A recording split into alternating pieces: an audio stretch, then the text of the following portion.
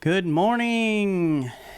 We are recording Hurricane Ian edition of the Family Meeting Podcast. Yep, we're in our sweatshirts and all bundled up. We've got chili, we are in storm mode because it's very unlike Florida right now. It's gloomy, it's rainy, it's kind of like a chill in the air.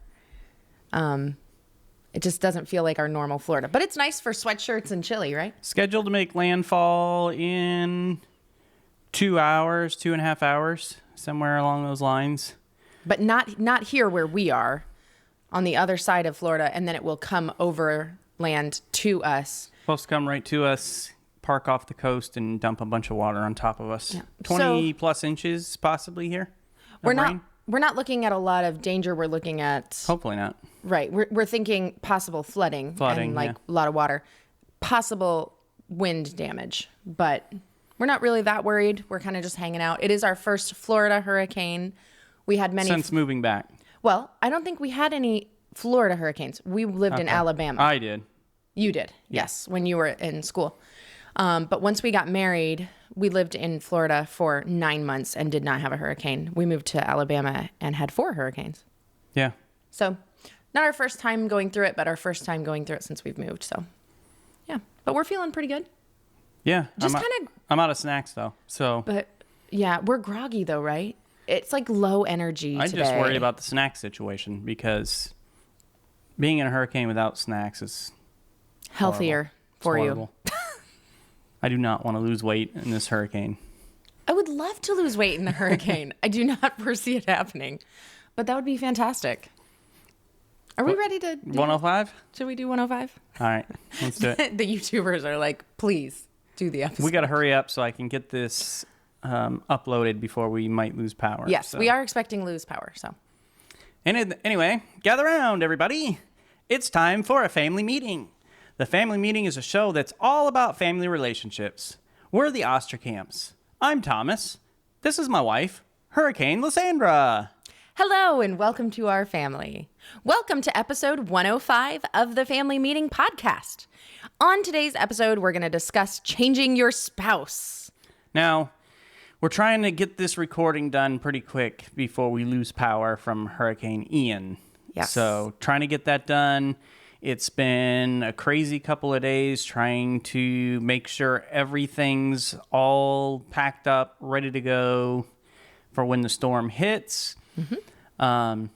And it's just been a crazy busy weekend leading up, watching the hurricane. Of course, last weekend, Lysandra, you went over to the other side of Florida, to Lutz. Yes, near Tampa. And spoke at the ladies' retreat, sisterhood retreat for Grace Baptist Church in Brandon, Florida. Mm-hmm. So why don't you tell us all about it, how it went, and kind of what was some of the most meaningful things coming out of that for you?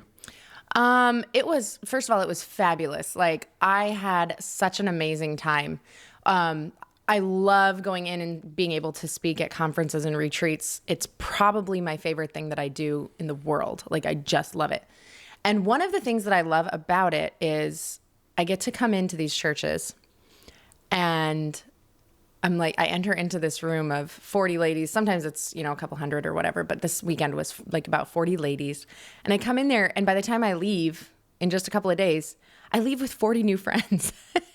I don't understand that because... Oh, I just love it. At things like that, I love the speaking part, but the socially interacting personally with people is super draining to me. See, that's one of my favorite parts. I love just going around and getting everybody's name and tell me about your family and everything. And then what's really fun is when the ladies will come up to me afterwards and just talk about how God spoke to their heart. Because, I pray, a lot of fasting prayer, even sometimes a lot of tears go into preparing for one of these things. Yeah. Just praying that God would be glorified, that he would move in people's hearts exactly as they need it.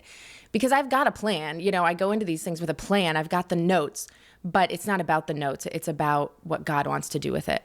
And it's awesome when people come up to me afterwards and are like, this is how God spoke to me. And of course, it wasn't even part of my plan.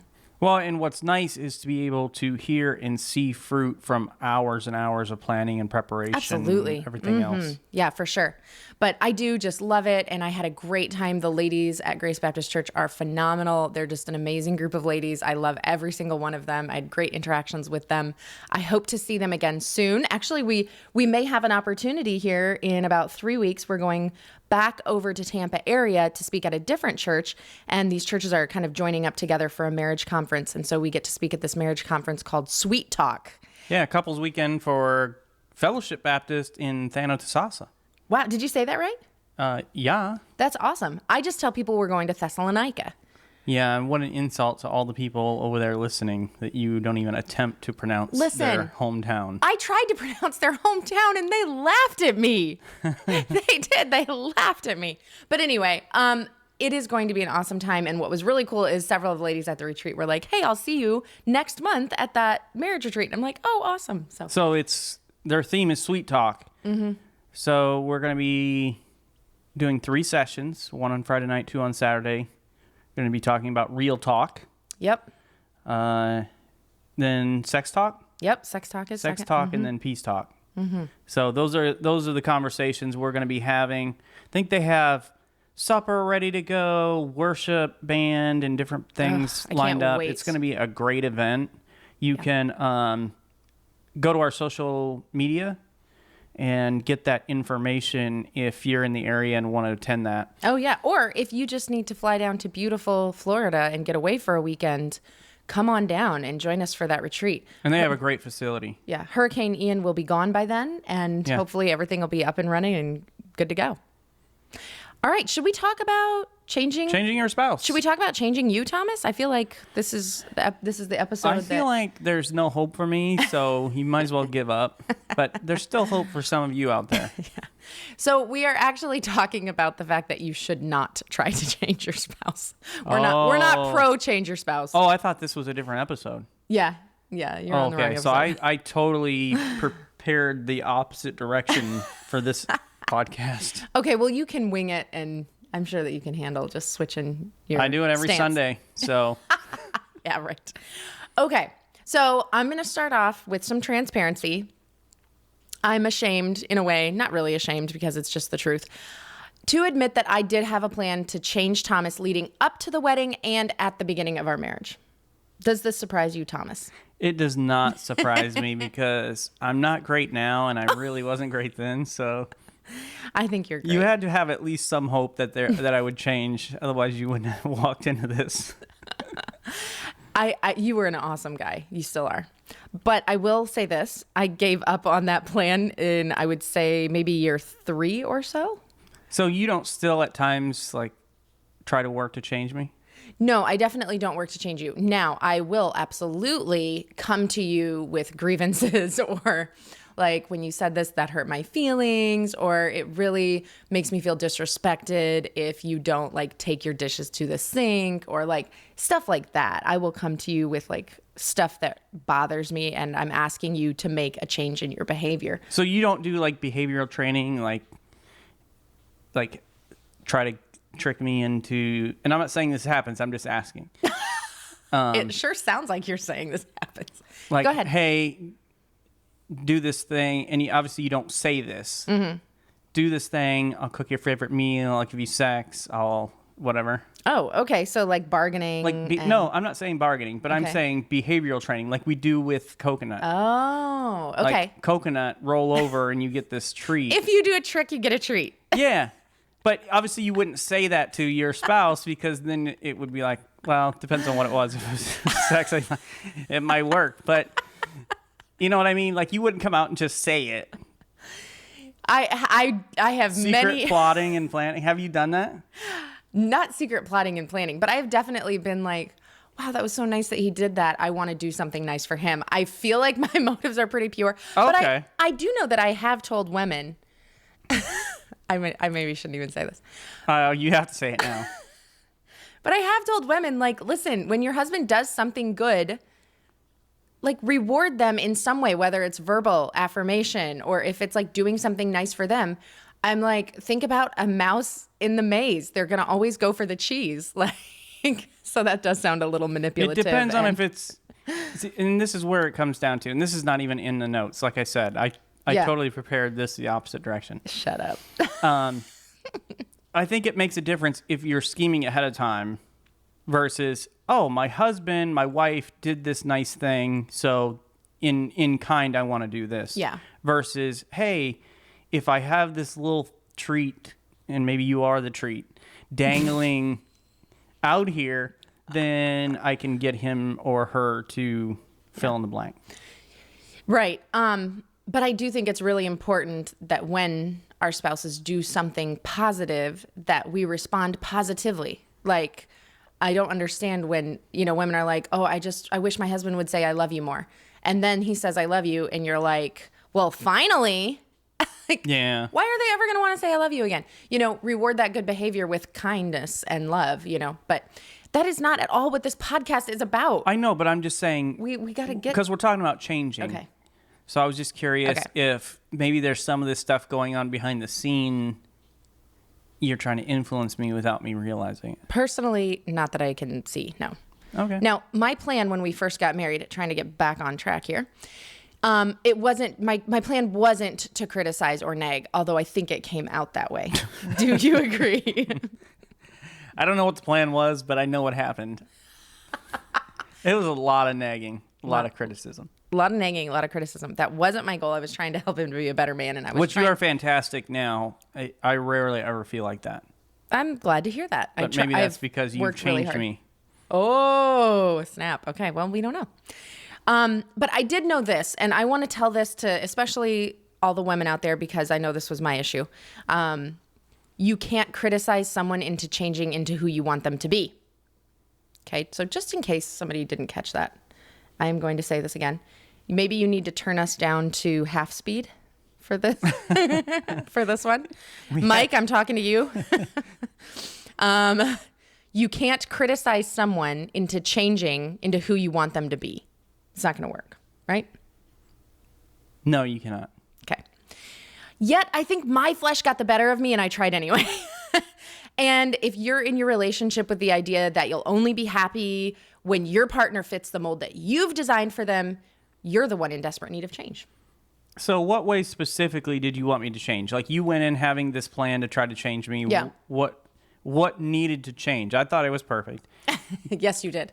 That was the first thing I wanted to change. Make sure that you understood you were You gotta not have perfect. a realization of a problem before you can change, right? Yeah, no. So I definitely wanted to make you nicer. You were Okay. so mean. I still am. Yeah, but you're not as mean as you used to be. You have changed, but I don't take the credit for that. I believe that that's a work that God has done in your life.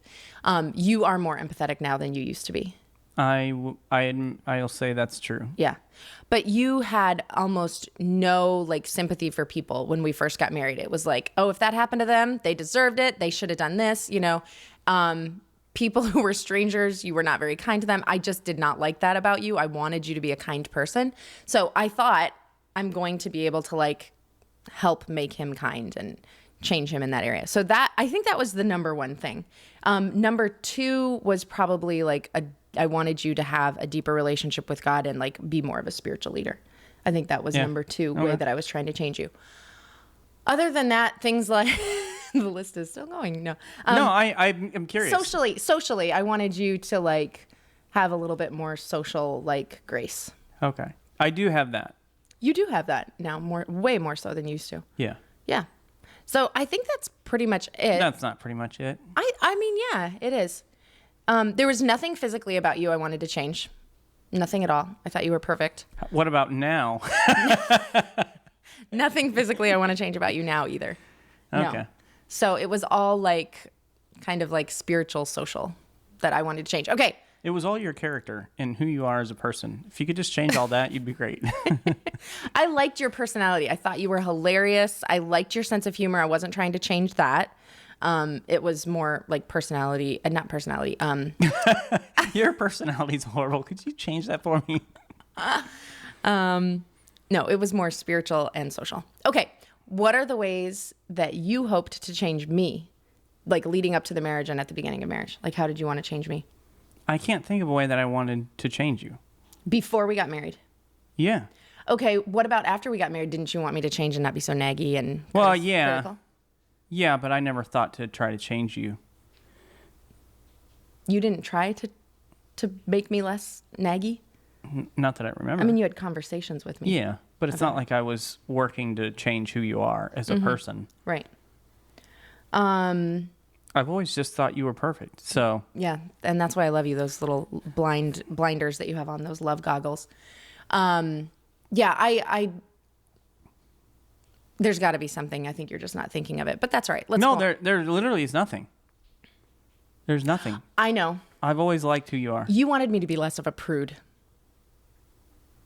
Well, yeah, kind of. You wanted to change that about me. I definitely succeeded there. 'Cause I'm less of a prude. yeah. Yeah. Okay. We found something. But as we discuss this topic today, our goal is to help you give up on changing your spouse and accept them. Now, we aren't telling anyone to accept sin or abuse. So we do want to be clear about that right out of the gate. If those things are kind of taking place, then especially in the issue of abuse, you need to get yourself out of that situation. You will hear us say that every time we talk about abuse. Get yourself out of the situation. Here comes a sneeze. I'm so sorry. Pardon me. But we're saying the goal is to accept who your spouse is. Accept their personality, their opinions, their annoying habits, their love language, their flaws, their faults, their style, their looks, their hobbies, who they are at their core.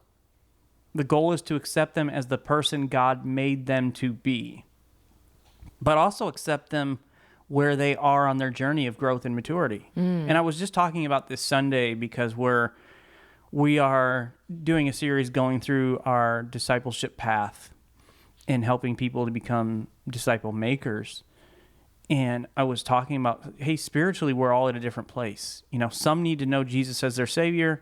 Some are maybe ready to take somebody and lead them to Christ and then help them to become a disciple maker themselves. But we're all at a different place. Right.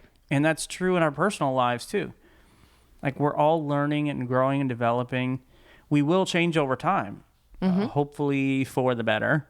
But it's not my responsibility to change Lysandra. It's not her responsibility to change me. That's the work of the Holy Spirit in our lives. Yeah, and when I came to that realization that you have to accept your spouse where they are on their journey of growth and maturity, that was when I became a much happier wife. And I think that you became much happier in our marriage because I let that go. I accepted where you were on your journey. You were just like, this dude's totally immature. He's got a lot of maturing to do. Yeah, I had to. I honestly, I did. I had to just accept that. Which kids helped with that part of it, big time. Yes, that's true. You changed a lot when we had our first baby, but even like spiritual growth, I had to just accept like you were at a different spot than I was, and there was nothing wrong with where you were. It just I had to accept it. Well, and at that point, you had come to faith some 13 years before that, where I had only come to faith maybe 3 or 4 years before that. Right. Before we got married. And yet I was expecting you to be 13 years along. Yeah. Yeah. So coming to that point of acceptance is really important. But let's all think back to when we had our first date, okay? All right, so think back to your first date. You both put your best foot forward, right? You thought about, okay, how do I look? You know, women, you know what we did? We put on the makeup, made sure it was perfect, made sure the hair was perfect, the outfit that made us look like the thinnest and everything in place where it was supposed to be. You thought about how you acted. You thought about every word, even how you laughed. Your hope was that when you left that first date, they wouldn't think you were crazy or weird, right? Maybe you'd get the second date. Now, think back to last night. Okay? Oh, think boy. back to last night. There's going to be two very different scenarios here for most people. Yeah. You got ready for bed. The wife takes off her makeup and exposes all the blemishes. Her hair gets a little nutty. Husband lets all those bodily functions go. Well, no. Yeah, because women don't do that. Just men. Okay, get out of here with this. Okay, both spouses let all the bodily functions go. Both are talking sharply to one another. You're tired. Just get in bed, whatever. Everyone's incredibly comfortable with one another, right? And I think comfortable is the perfect word It is to the describe. perfect, yeah. At least you should feel comfortable in your relationship. Yeah, and there's nothing wrong with being comfortable in marriage. In fact, it's one of the things that I like the very best about being married. I love how comfortable we are with each other. Because you didn't even fabulous. eat for the first 3 years I knew you. I didn't eat in front of you. Yeah. I did eat. I didn't eat in front of you. Yeah. Because I didn't want you to think I was fat. I had a lot of issues. Still have some of those issues now. But there's nothing wrong with being comfortable. It's just that is a very long ways from that first date, right? And it's a slow fade. As you get more comfortable with your spouse, even before you get married, like when you're dating and engaged, you start to show your flaws, okay? Because you can't hide everything for that long. You can hide it for the first date. But you also don't work as hard to hide the worst parts of you. And it's usually at that moment you're both hooked already. And you may be tempted to think, I love this person and I'm still going to marry them. I can just change that thing once we're married. Yeah. And you might not think those words out loud exactly, but subconsciously that's kind of there. I think that's how it was for me. You didn't say them out loud? Well, no, I don't think so. I guess I don't really know. I'd have to really think. You're a verbal processor, so I'm sure you said them out I loud. probably said it out loud. Encouraging someone to be their best self is an admirable quality of a supportive spouse. Mm-hmm. But forcibly trying to change your spouse can do more damage than good for both of you. And we should be encouraging one another to be the best possible version of ourselves. I want to encourage Lysandra to be the best possible version of her that she can be. Mm-hmm. And she does the same for me. Mm-hmm. It's a good thing to want the best for your partner. And we should be bringing out the best in our spouse. But we should not be trying to force change. And those are two very different things. I want the best for Lysandra. I want her to be the best that she can possibly be for a lot of reasons, so that she can accomplish whatever she wants to accomplish in life and whatever God wants her to do. It should not be selfishly motivated so that things are better for me. Right. And it's natural for couples to change and grow. But this shouldn't be your goal and something you actively pursue. You and your spouse have changed separately and together since you first got married. I mean, it's been over 19 years Lysandra and I have been married. We are not the same kids we were when we got married. Mm-hmm. We've changed. In just about every area we have changed. Yeah, I agree. But forcibly trying to reap certain results out of your spouse isn't going to help your marriage. In fact, it may kill your marriage. And they won't change the way that you want anyway. Because a lot of times there's backlash from that. Right. Trying to forcibly do that. And here's some areas of life in which people want to change their spouse. And maybe one of these is the box that you check. So we recommend you leave these things alone and accept them while still being open and honest about your opinions and feelings, okay? So let's go back to an example that I used real quick before we go into this, okay? Okay. An example with you. I wanted you to have better social etiquette. Okay. So I have to accept the social etiquette you have at the moment, but that doesn't mean I lie about it. Or I'm like, oh yeah, I think you're fantastic in crowds. Yeah. So for instance, let's give this illustration from your graduation party. Oh gosh. Yes. Not one of my proudest moments, but Yeah. I was in I was high school graduation. But once again, I was socially unaware of what was proper etiquette. Mm-hmm. So you wanted to kind of describe. You remember exactly what I was wearing. I have a vague idea of what I was wearing. I'm going to paint a picture for the people. So let's paint the picture. So this will kind of help you see socially where I was, and why Lysandra might want to see me change socially. Okay. So I'm 18, just graduating high school. Thomas is in college. He's back for the summer, and we're going to get married in 3 months. This is not my boyfriend. This is my fiance. My family came in out of town.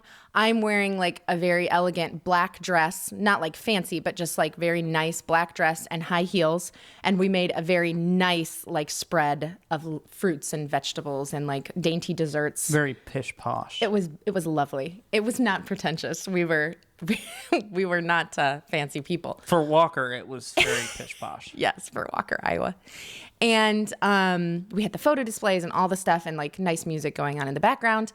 Thomas shows up at my graduation party where I'm going to introduce him to lots of extended family and friends for the first time, saying I'm going to get married to this man in 3 months. And he comes to the graduation party in basketball shorts and a wife beater tank top, hair like a very disheveled, and he's bouncing his basketball up to the house. And we have the deck where we're like inside outside party.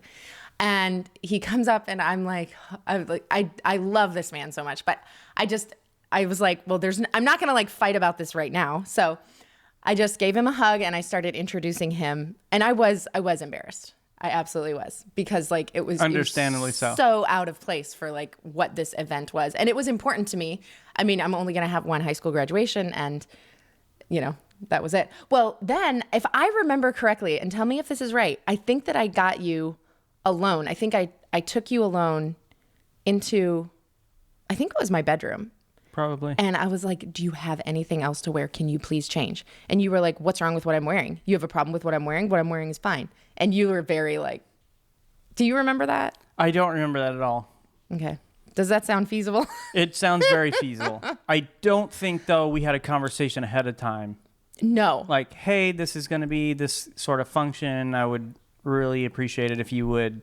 Right. And one of my biggest problems back there then was assuming that you would know. Yeah. Because, I mean, obviously we had talked about the whole party. But we all know what happens when you assume. Yeah, and it totally happened to me. But that is one thing that I did have to learn when we got married, is I had to explain every expectation to you because you had zero expectations. Like you just had no concept of like what I might be walking into. And so I had to constantly be very specific. But I didn't learn that until a lot of situations like that. And now it's very helpful because anytime there's going to be any sort of function, Lysandra's very clear about setting what expectations are. And we've had this conversation that I need her to help me with that. So first expectation is, hey, do I want you there? Yeah. Do I want you to be at this family function? Because she doesn't necessarily always make it sometimes I give mandatory. you a pass. I give you a pass. I'm like, you really don't need to be here. Just stay home. Yeah. You don't have to go. Other times I'm like, this is an important milestone. This is something important to me. I want you to be there. And then I go into the expectations of, this is how I want you to act while you're there. I want you to engage with my family. I want you to be helpful taking in and taking out, because this is the appropriate dress. Yes. Because Thomas just doesn't like know that going in naturally. And so I've understood now I have to help him to explain that to him. So that's why I'm saying, though, accept who they are, but don't lie about how you feel. Still be open and honest about the feelings and what your expectations are, what you would like to see happen. But here's some things that you need not to try to change. Mental health issues.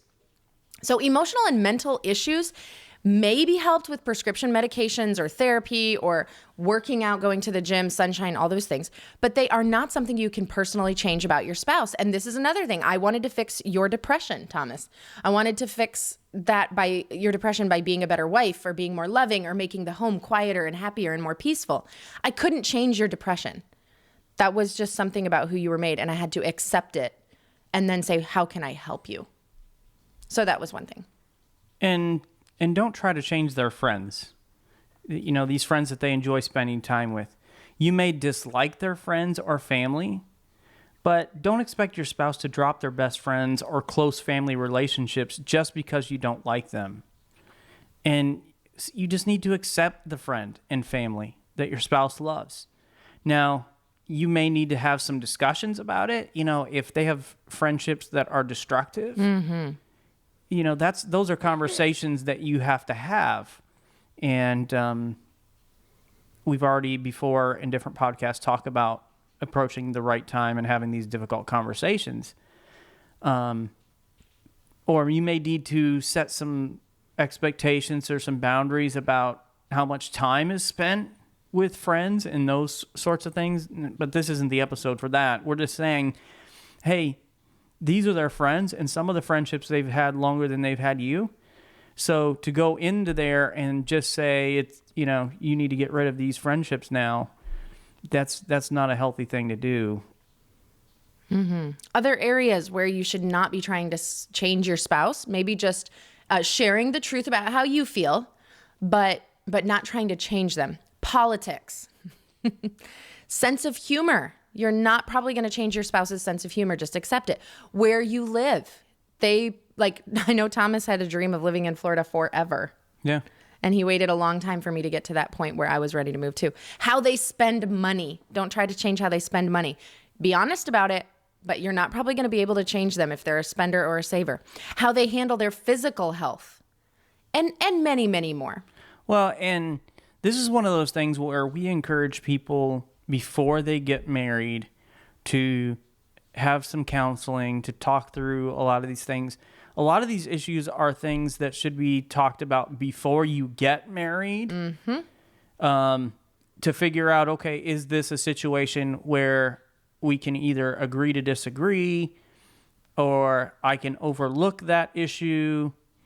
But if you're going in knowing, hey, I know that this is their political view and I have the extreme opposite political view, and you think that's not going to affect your relationship, or you're going to sway them to your persuasion, that's the wrong attitude to have going in. So if you're single, like you're listening to this podcast and you're single, you need to have these conversations beforehand. It's like we know a couple who they were married, and a few years in, they started having conversations about having a family. And one wanted to have kids and one didn't. And it's like, these are conversations you need to have ahead of time. Mm-hmm. But you can't knowingly go into marriage thinking, oh, I'll just change them. No big deal. Right, exactly. And it's not that you can't have disagreements and discuss these topics. You can disagree on these topics and still have a happy marriage. But these are areas where you're not going to bully your spouse into changing. So rather accept it. You may go into a relationship hoping that your spouse will mature and change their mind over time, but trying to change their views is dangerous for both of you. You need to discuss this stuff honestly and come to a compromise, or what I've learned to do, and this is where I really had a big change, turn to prayer and leave your spouse alone. That's seriously what I do. I turn it over to prayer and I just leave Thomas alone. No more nagging, no more criticism. You can't change your spouse, but God can. And honestly, God did change my spouse. Like, Thomas is 1,000 times the man he was before we got married. I don't even know if that's high enough. Is that a weight joke? Or It is not a weight joke. It is an unfair way to do things, though, because, God through his Holy Spirit is such a powerful change agent. So for you to stick the Holy Spirit on me, I really feel like it was not a fair fight. You feel attacked? Yeah. It was not a fair fight. And I'm so glad, because look at my prize. I'm not a prize to be won. Yes, you are. You're my trophy husband, baby. Jasmine taught me that. You're very good. But trying to change your spouse doesn't work. But it's also disrespectful. Having your own personal mission of trying to change your spouse is highly disrespectful to them and to your relationship. There are many habits that are healthy to break, such as addictions like smoking, overeating. But trying to change your partner's personality isn't one of them. When you try to change your spouse's personality, or even when you try to tweak it, you disrespect your spouse. You break down their self-esteem, which hurts their feelings and demeans their sense of self. And that is super damaging. Mm-hmm. Right. Attempting to change your spouse creates emotional distance as well. If you find yourself constantly trying to change your partner, then you're essentially saying, I don't like you. I wish you were someone else. And it's not going to draw them to you. Well, you can sense when somebody doesn't like you. Yes, you can. That's right. You can sense when someone is trying to change you. How do you feel in those moments, right? How do you feel? Think about it. Bad? You feel like it's almost unsafe to be yourself. That's terrible. That's a terrible place to be. You feel discouraged, depressed, so on and so forth. Now, do any of those emotions sound like they will bring you and your spouse closer?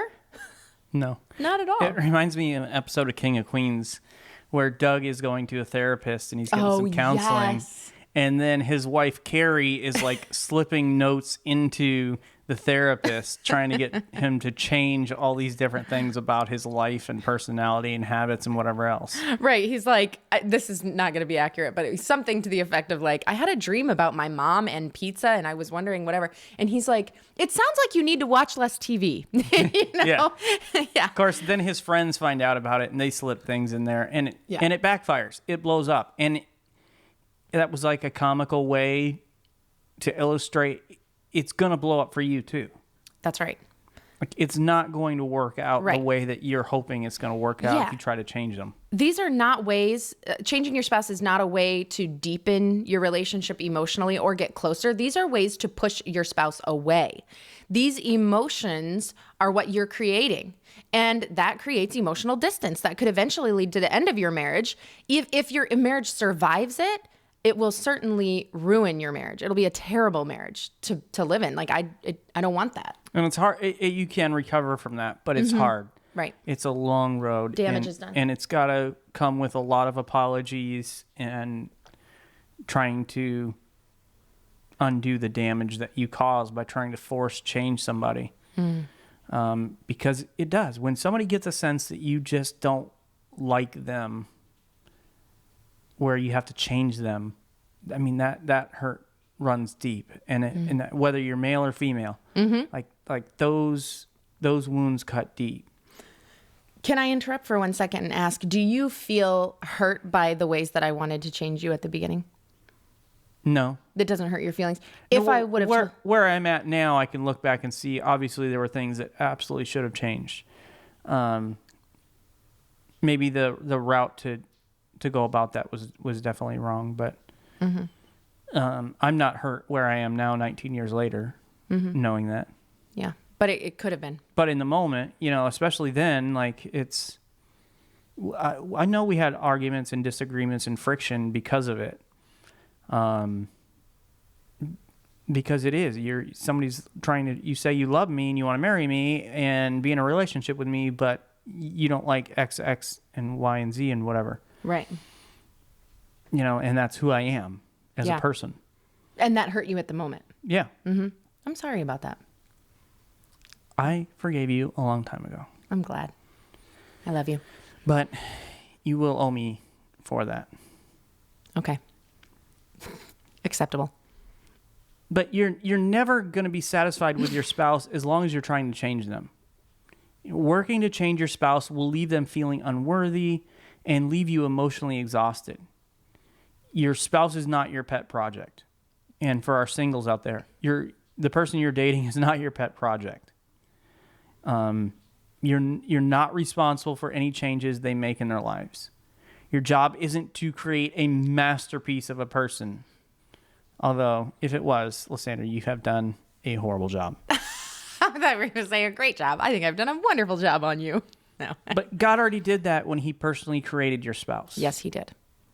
And if you do succeed and get your spouse to change something about them that irritated you, you will immediately see another blaringly obvious irritant. So it might not have been as big and shiny because something else is blocking the way. But once that's taken care of, it's like, oh, here's this. And no, here's this. And so then you'll set your sights on changing that thing. And so on and so forth. And your poor spouse becomes your renovation project, never feeling like they measure up to your standard. And you are never satisfied. So I think of it this way. Because Lysandra has her own painting company and she paints stuff. People hire her to come in and will say, hey, I want you just to paint the walls in this room. So comes in, paints the walls. And once those walls are painted nice, you begin to notice, man, that ceiling needs some work. That trim needs some work. The doors and all this stuff. And as soon as you fix up one thing, it shows up like, oh man, there's this problem, this problem, this problem. Mm-hmm. And you're never done. Happens all the time. Never done. Right. And you're never satisfied. That's right. Changing your spouse will stunt your marriage growth. Your marriage is not going to get better, but it's actually going to get worse. And what you're doing is sabotaging the very thing you're trying to improve. It also doesn't honor God. Even if the person tried to be everything we wanted and tried to change for us because they love us so much, It wouldn't honor God because that person is being something other than what God made them to be. We can't do that to them. It isn't right. It doesn't honor God. If we expect others to be something other than God made them to be, remember now we're talking about personalities, and maybe flaws and irritants. We're not talking about sin. Right. But if we're trying to get them something other than God created them to be, we're essentially telling God, we know better than he does about who this person should be. I can make this person's personality better than you did, God. Wow.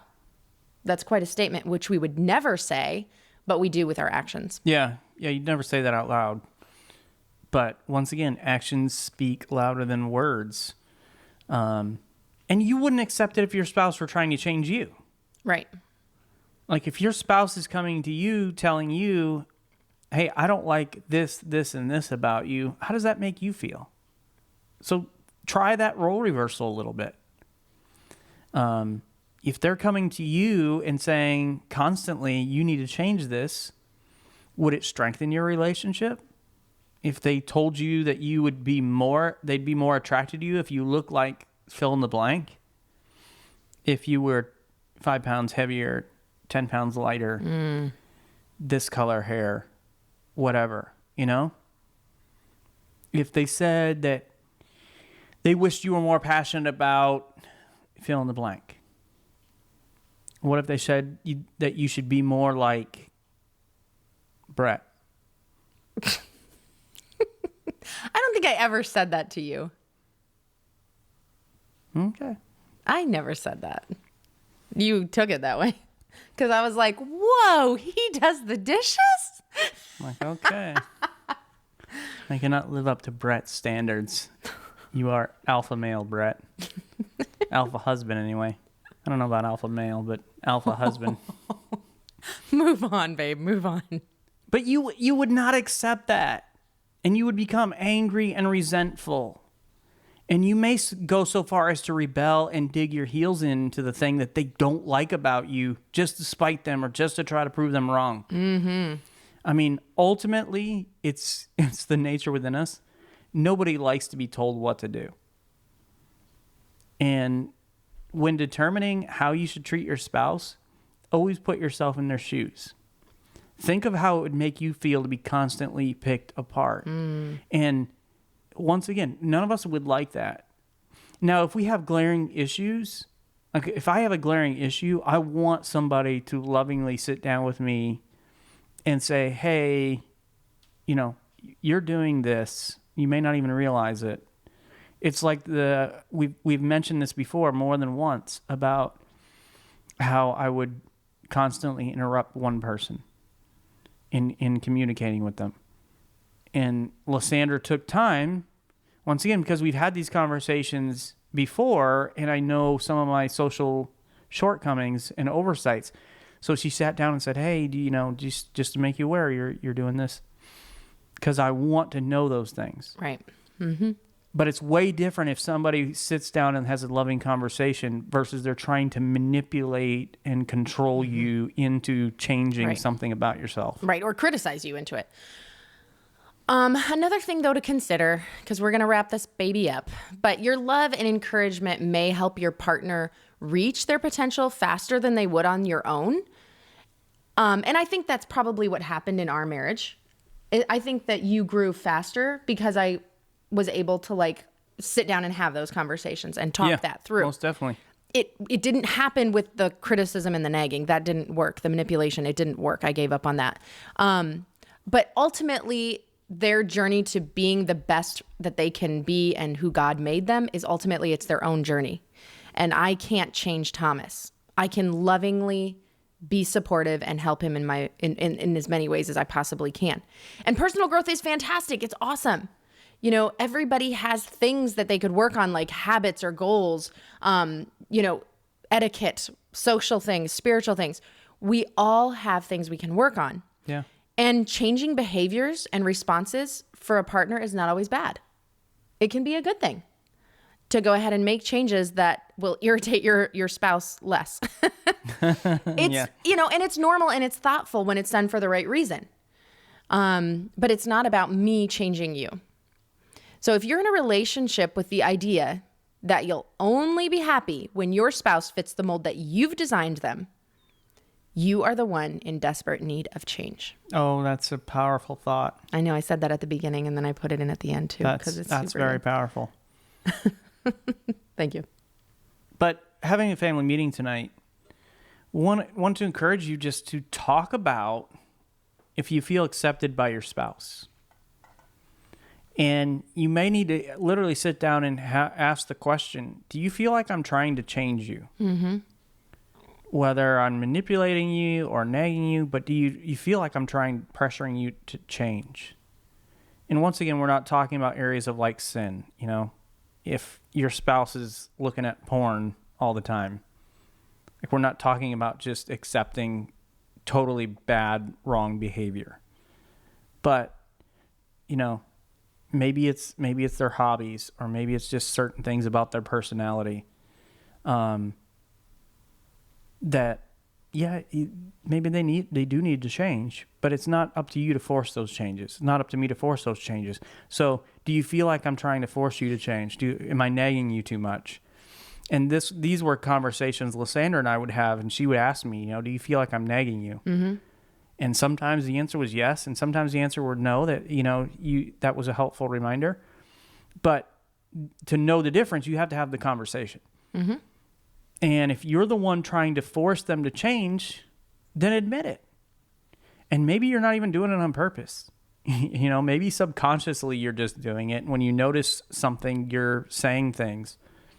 But own it, apologize for it, and commit to accepting them for who they are right now in their journey. And you may need to sit down in this meeting and have some positive words of affirmation for them. That I do love you. I do appreciate you. I like you for who you are. I married you because of who you are. And these may need to be some words that they need to hear from you, because you have been trying to change them. You have been nagging them. You have been saying things that put them down. So not necessarily the funnest family meeting and conversation to have tonight, but one that I think a lot of couples really need to sit down and do. Because you think that you're helping your marriage when in reality you're hurting it. So it's time to take some steps and have some conversations to undo some of the damage that you've done. Thank you, everyone, for joining us today. Please go and subscribe to the Family Meeting Podcast from your favorite podcast provider. And if you found this information to be helpful, please share this episode on social media and invite your friends and family to listen in with you. To find more content and information Lysandra and I provide, you can go to our website, familymeeting.org. And you can go there. You can find our speaking schedule. We'd love to see you at one of our events and hear what your favorite podcast episode is, how maybe it's been helpful to you and your family relationships. You can also shoot us an email, info@familymeeting.org. Or one of my favorite things is to get a text or a voice message at 904-257-3062.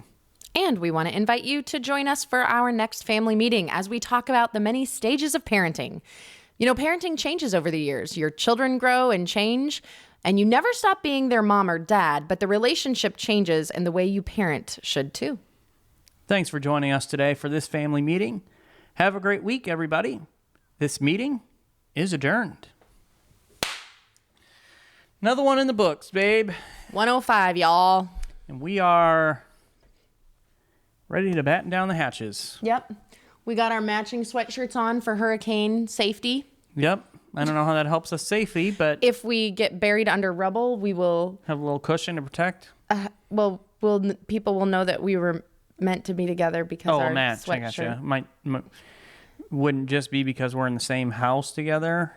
No. Okay.